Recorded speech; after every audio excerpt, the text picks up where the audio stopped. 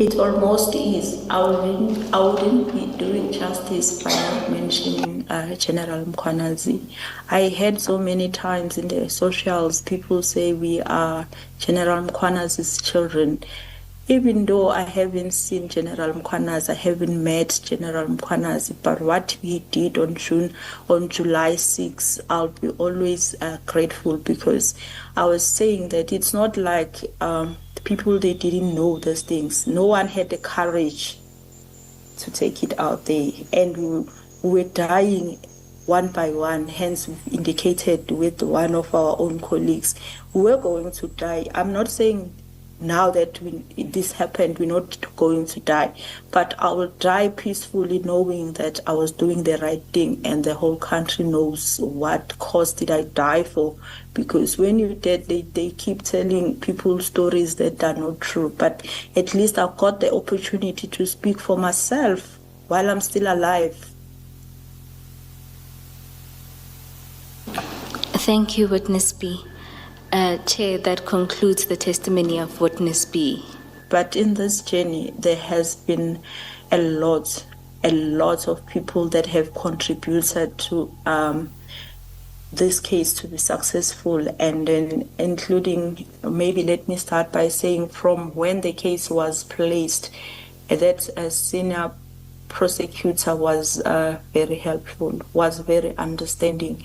That's why when we see as the dangers heightened, she felt to take it upon herself, because she could understand from the beginning what are the challenges, what was at stake. She decided to write to our superiors to say they need to do something about our safety, and we'll be forever grateful to work with such prosecutors. It's not only her.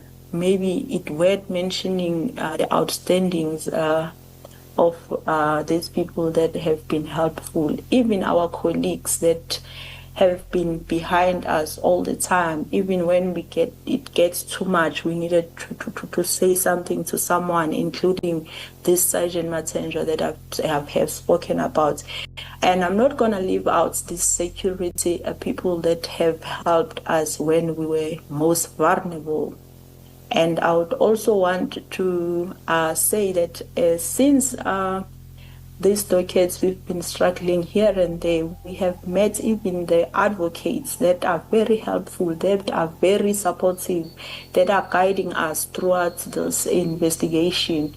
And there's so many commanders. I don't want to say at the SAPS that we encountered the wrong. There's so many commanders at the offices that we have seek help, that they have been of the utmost assistant. And I was like emotional at some point during this course of this testimony, because some of them I even forgot about them, but they might be sending the messages to say, we are behind you guys, you are doing a good job and stuff like that.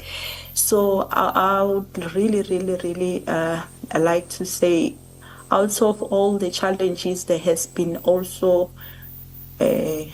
good people that have been making this difficult situation a little easier.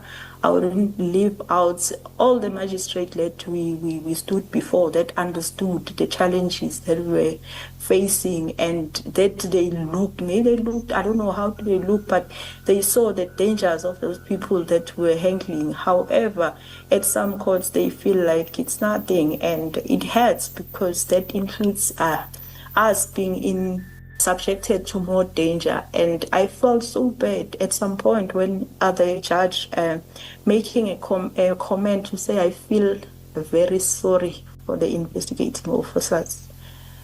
How do you feel sorry, but you let the danger come to our side? Even in the first bail appeal, that such utterance was like, I can see the investigating officers are in the room and they are with their protectors. But that means nothing. Witness B, in paragraph 145, in the fourth line, there's a sentence right at the end. It starts, we learned, it goes into the fifth line, we learned during the investigation that our institution is so compromised. You see that? Yes. Right, and then right at the end of that paragraph, you say something about the effect of what you have learned. Do you want to speak to that briefly?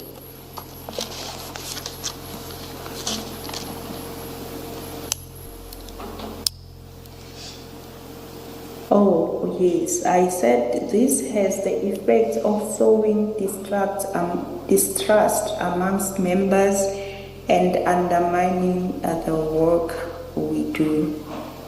Yes. Thank you, Ms. Bull. Thank you, Witness B. Chair, that concludes Witness B's testimony. I have two questions. I'm mindful of time, but one relates to 144, but in my notes, I noted that Witness B, when I was asking her about Tau's subsequent arrest, in response to that question, she also mentioned that Tau was convicted. So I don't know if I've got my notes incorrect or if it is a fact that Tau was convicted. If he was, can Witness B just tell us about that conviction so that we have the full picture? Yes, Commissioners, yes, indeed. In terms of that case of contravention of bail conditions, he was indeed convicted on the 15th of September, and he was convicted on two counts. It's just that I don't have the conviction nearby me, but it was more like of contravention and disrespecting of the court. I don't know if I put it in the right word, but in both he was sentenced to 1 to 12 months. Or was it contempt of court, Witness B? Yes, that's right, Commissioner. Thank you. It was contempt of court and contravention of bail conditions. And then on contempt of court, can I please try to check so that I read it for the correctness of it? Because as much as I try to remember, I may make mistakes, and I don't want to do that on record. Yes, Witness B. I'm checking. Please, just a minute.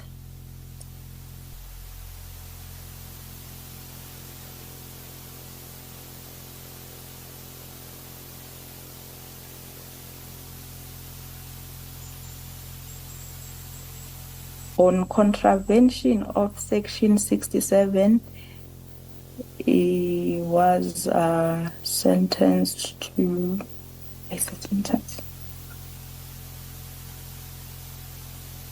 I don't have the right. Witness okay. B. Yeah, it is. It is. Oh. On charge 1.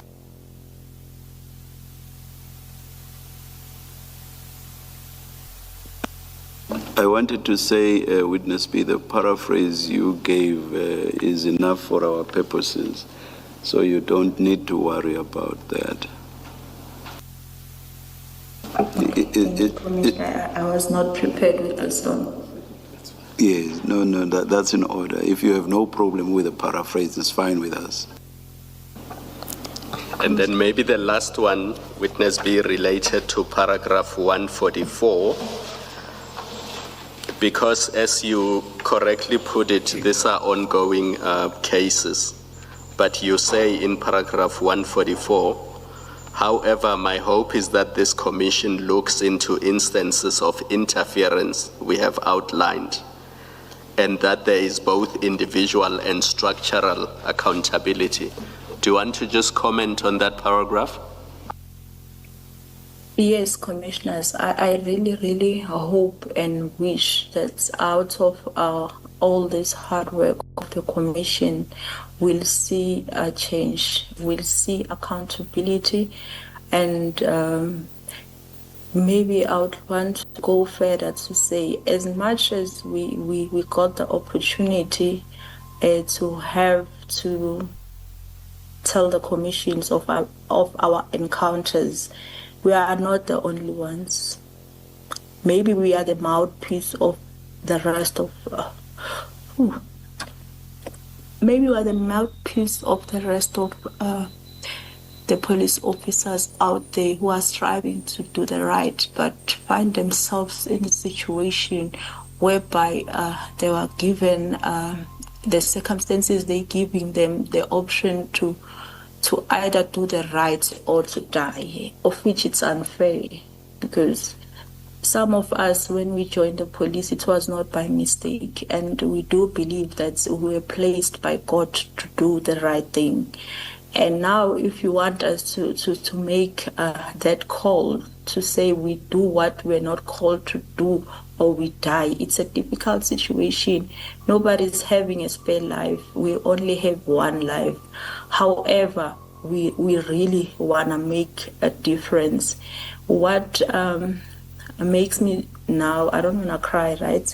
But what makes me emotional the most amongst these cases that we've been investigating, the pictures that is depicted, it works on me.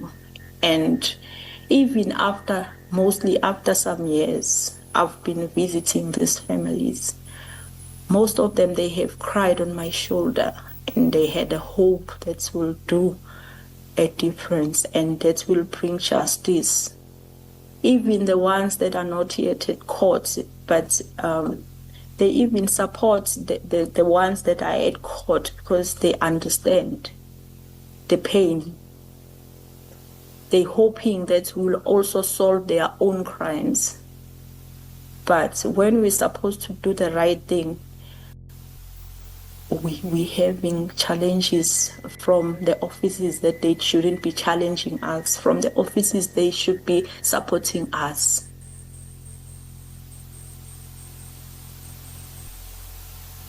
That's why I'm hoping and praying that this will bring change, not only to SAPS, even to the legislations itself, because there's so many gaps that gives this criminal a